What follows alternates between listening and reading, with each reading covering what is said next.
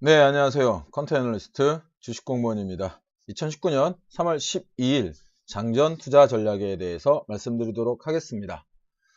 일단 미국 시장 알아봐야겠죠?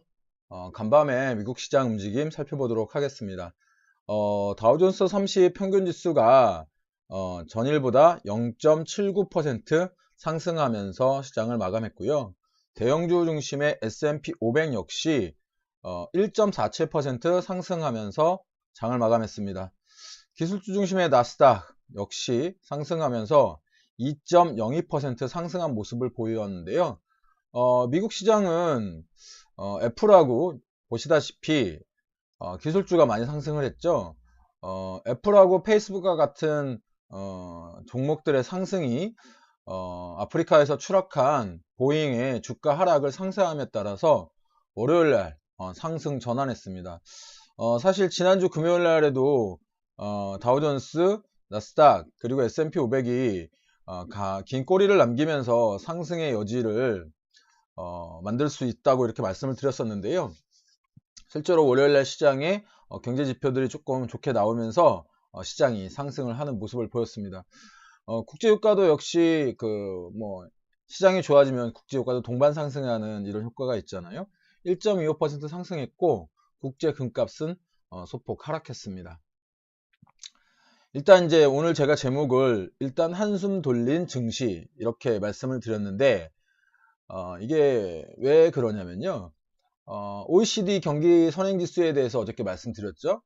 이번 주에는 굉장히 많은 이벤트들이 있다고 제가 이제 말씀을 드렸는데 일단 어제 발표한 OECD가 추정하는 경기 선행지수 이걸 CLI라고 하는데요. Composite Leading Indicator가 21개월 만에 상승 전환했습니다.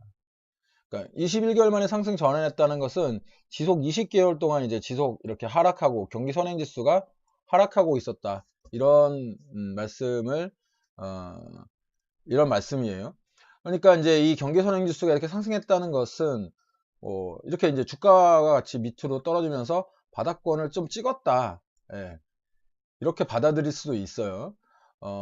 아직 이 숫자가 98.96에서 그러니까 98.96으로 1포인트 정도 상승을 했기 98.87에서 98.96으로 약간 상승했기 때문에 0.09포인트 상승했기 때문에 아직 좋은 수치라고 볼 수는 없지만 하락 멈췄다는 데서 의미를 부여할 수 있다고 말씀드렸습니다. 그런데 이제 OECD가 요 경기 선행지수 말고 우리나라 그 총생산 GDP 성장률 전망치에 대해서는 얼마 전에 또 하향을 했었어요.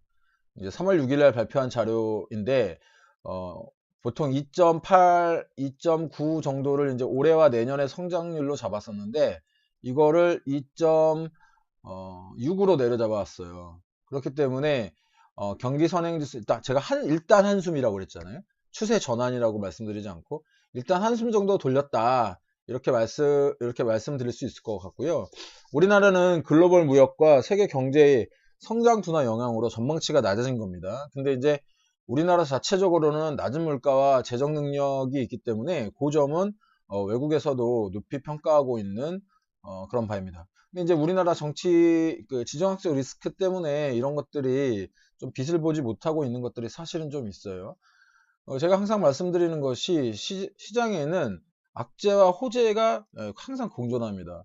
그죠? 악재와 호재가 항상 공존하는데 이거를 어떻게 받아들이냐는 시장 참여자의 어떤 의지예요. 보통 보면 어떤 일이 일어나면 제가 보면 이런 분들도 많아요. 이거 어떡해요? 큰일이에요.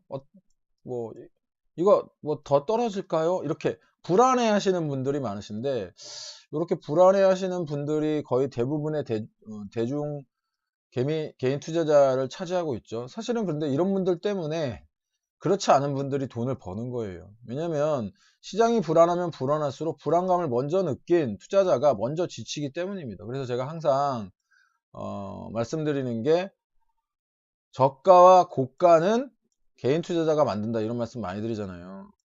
바닥을 찍었을 때 파는 공포에 파는 이 사람들이 거의 다 두려움에 떨고 있는 개인 투자자이기 때문에 여러분들은 그런 점에서 조금 대범해 주실 필요가 좀 있어요. 근데 이제 무식하게 대범하라는 말씀은 아니고요. 좀 그 태도적인 측면에 있어서 어느 한 이슈에, 특정 이슈에 꽂혀 있지 마시고 그 유연한 사고와 태도를 가지시라는 말씀을 드리는 겁니다.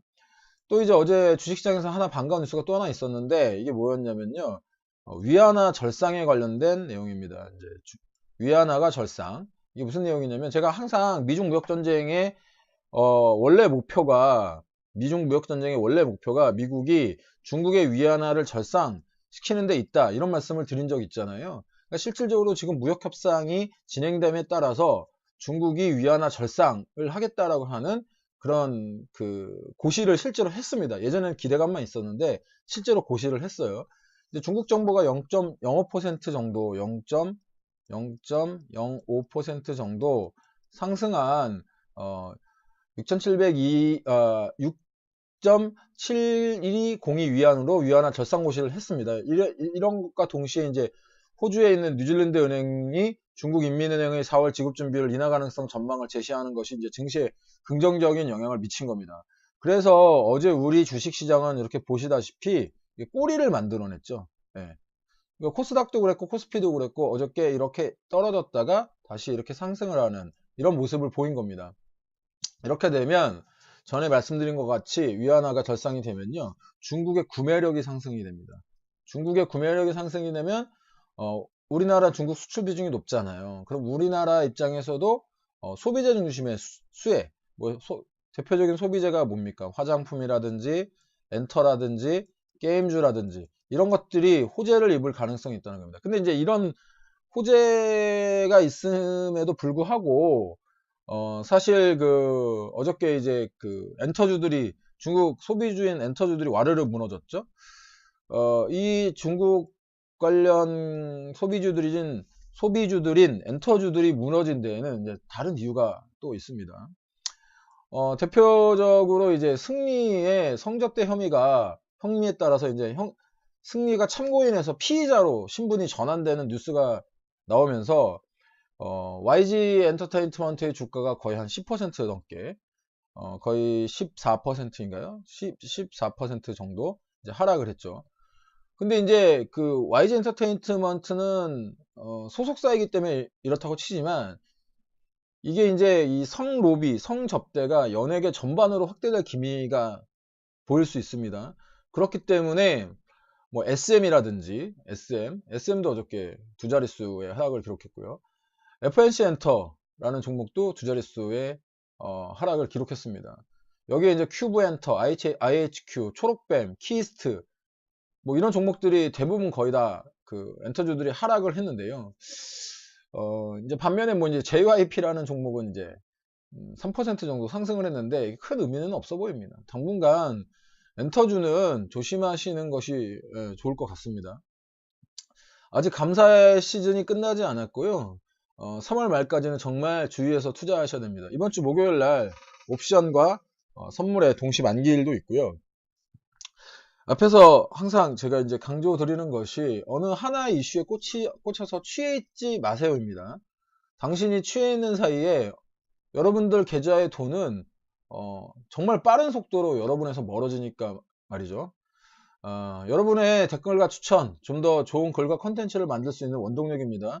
주식공무원 오늘 컨텐츠 마음에 드셨다면 추천, 구독, 좋아요, 알람 설정 부탁드리고요. 친구 추가, 알람 설정을 해놓으시면 주식공무원 글을 좀 더 빠르게 받아보실 수 있습니다. 궁금하신 주제와 관심 있는 분야 댓글로 주시면 글을 쓰는데 최대한 참고로 하겠습니다. 오늘도 성공 투자하시고 지금까지 따박따박 수익률의 주식공무원이었습니다.